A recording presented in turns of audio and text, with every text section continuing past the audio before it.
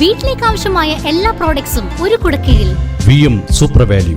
ഏവർക്കും VM super വാല്യൂവിന്റെ ചെറിയ പെരുന്നാൾ ആശംസകൾ. ആലത്തൂർ ലോക്സഭാ മണ്ഡലം തെരഞ്ഞെടുപ്പ് LDFന്റെ നേതൃത്വത്തിൽ ചേലക്കരയിൽ തെരഞ്ഞെടുപ്പ് റാലിയും പൊതുയോഗവും സംഘടിപ്പിച്ചു. വാദ്യമേളങ്ങളുടെ അകമ്പടിയോടെ നടന്ന റാലിയിൽ പ്ലക്കാർഡുകൾ പിടിച്ചും മുദ്രാവാക്യങ്ങൾ ഉയർത്തിയും ആയിരങ്ങളാണ് അണിനിരുന്നത്.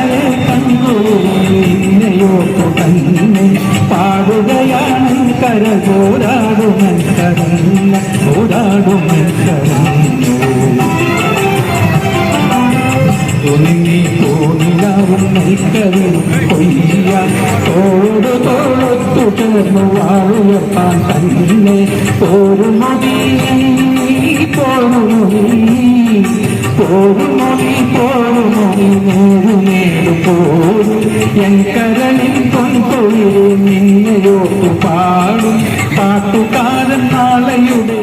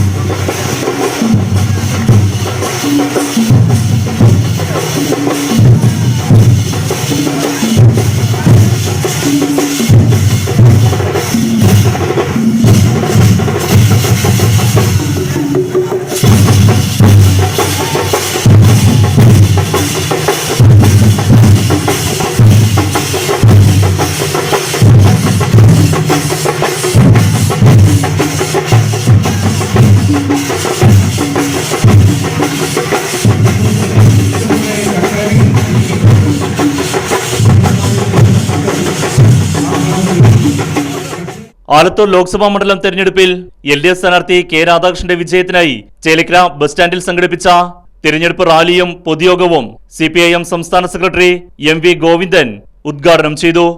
BJPയുടെ പ്രചരണത്തെ മറികടക്കാൻ അവർക്കാവുന്നില്ല. അങ്ങനെ ഒരു പാർട്ടിക്ക് എങ്ങനെയാണ് ഫാസിസത്തെ ചെറുക്കാനാവുക? നമുക്ക് ഇന്നത്തെ ഇന്ത്യൻ രാഷ്ട്രീയത്തിൽ BJPയെ തറപറ്റിക്കുക, തോൽപ്പിക്കുക എന്നുള്ളത് തന്നെയാണ് ഏറ്റവും പ്രധാനപ്പെട്ട ഉന്നം. BJPയെ തോൽപ്പിക്കാൻ സാധിക്കണമെങ്കിൽ ഇന്ത്യ മുന്നണി എന്നൊരു സംവിധാനം ഒരു മുന്നണിയാണെന്ന് വാർത്താമാധ്യമങ്ങൾ പറഞ്ഞതുകൊണ്ടായില്ല. ഇന്ത്യക്കാകെ ഒരു മുന്നണിയായിട്ട് അത് നിൽക്കുമെന്നുള്ള ഒരു സംശയവും ആർക്കുമില്ല. അന്നുമില്ല, ഇന്നുമില്ല. കേരളത്തിൽ ഇന്ത്യ മുന്നണിയുണ്ടോ? ബംഗാളിൽ ഇന്ത്യ മുന്നണിയുണ്ടോ? നിരവധി സംസ്ഥാനങ്ങളിൽ ഇന്ത്യ മുന്നണിയില്ല.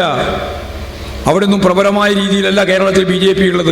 BJPയുടെ ഒരു ശക്തിയല്ല, ഒരു മണ്ഡലത്തിലും ജയിക്കാൻ പോകുന്നില്ല.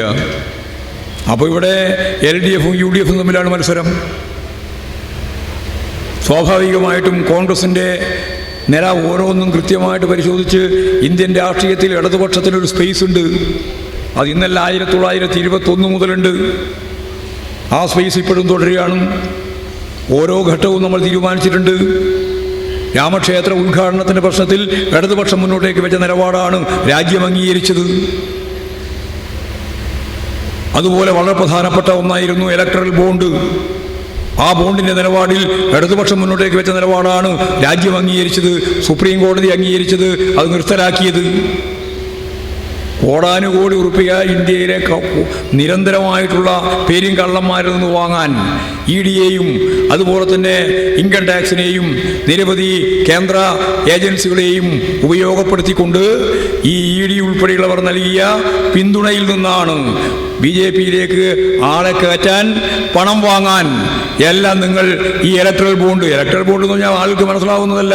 യഥാർത്ഥത്തിൽ അതിൻ്റെ പേര് ഇങ്ങനെയാണ്, അത് ഇലക്ഷൻ ഫണ്ടാണ്. ലോകവ്യാപകമായിട്ട് വലിയ ഒരു ആദർശ പുരുഷൻ, അഴിമതിയില്ലാത്ത ഒരു രാജ്യം എന്നൊക്കെയാണ് വിശദീകരിച്ചുകൊണ്ടിരുന്നത്. ഇപ്പോൾ 9,000 കോടിക്കടുത്തല്ലേ നിങ്ങൾ വാങ്ങിയത്? കോൺഗ്രസും വാങ്ങി 2,000-ഓളം കോടി.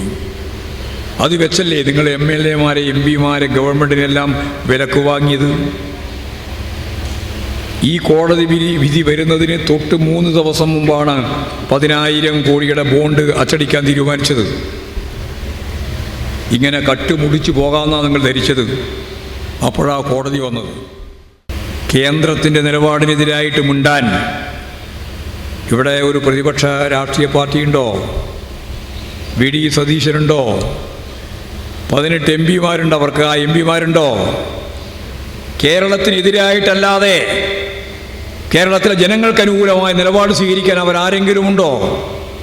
അവരാരുമില്ല.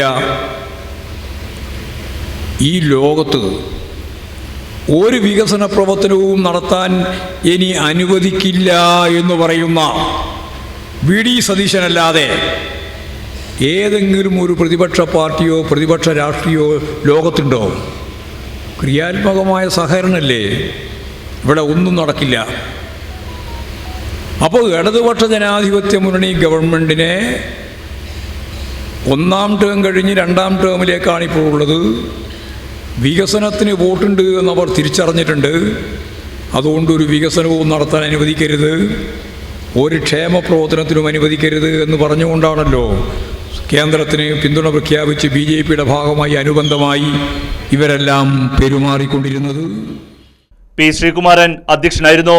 CPI ജില്ലാ എക്സിക്യൂട്ടീവ് അംഗം EM Satheesan, AC Moideen MLA, NCP സംസ്ഥാന vice president PK Rajan, RJD സംസ്ഥാന സെക്രട്ടറി യുജിൻ മൊറാജി, മുൻ MLA UR Pradeep, KK Muraleedharan തുടങ്ങി നിരവധി നേതാക്കൾ പരിപാടിയിൽ പങ്കെടുത്തു. Right vision news, Chelakkara.